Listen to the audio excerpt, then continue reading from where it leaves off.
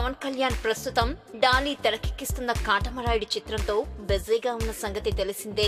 ఈ cinema shooting దాదాపు తుది దశకు చేరుకోగా మార్చిలో ఈ చిత్రాన్ని విడుదల చేసేందుకు ప్లాన్ చేస్తున్నారు.